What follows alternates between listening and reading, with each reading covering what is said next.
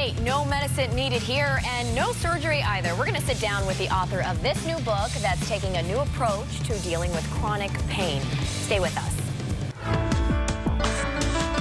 It is 7:23. Welcome back. September is National Pain Management Month. In the U.S., chronic pain affects more people than cancer, diabetes, and cardiovascular disease combined. And many are finding painkillers are their only option when dealing with that chronic pain. But Brendon Lundberg has a new approach to chronic pain.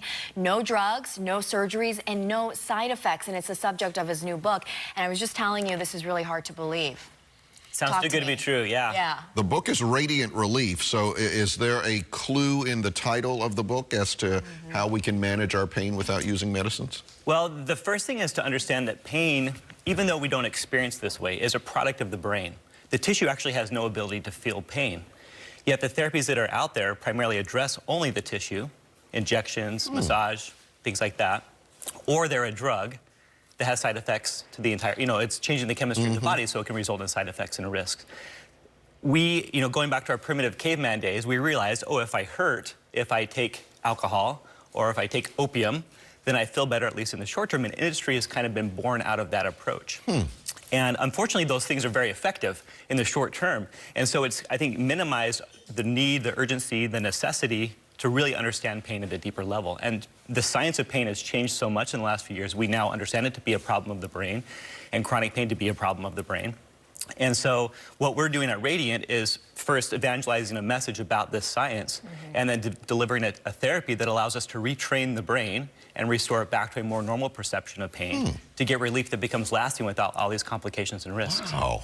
Yeah. How many, what are the statistics in this country? How critical is it that we move forward with these types of studies? Well, 100 million Americans have chronic pain. Like, as Tony said, more than cancer, diabetes, and cardiovascular disease combined. It's an enormous. 72,000 people died last year of opioid overdose. That doesn't count the tens or hundreds of thousands or millions of people whose families and lives are being disrupted because of these things.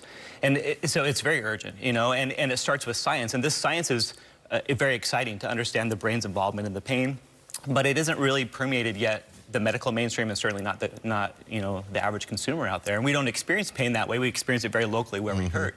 But to be able to understand that it's a product of the brain, and then to have tools like our therapy or other things that can help us shift the brain and shift that perspective can change. Obviously, you have, you guys are opening up centers around the country, I assume, Correct, yeah. To help with this kind of treatment. Give me one little tidbit on one of the things that you do to help people relieve pain. Yeah, well, the primary thing that we do is we have an FDA-cleared medical technology, which is remarkable, and it's been researched at the Mayo Clinic and Johns Hopkins here in Maryland. And it's remarkable. Essentially, it acts like an artificial nerve, and it generates a dynamic set of artificial nerve impulses that mimic endogenous or natural no-pain nerve signaling.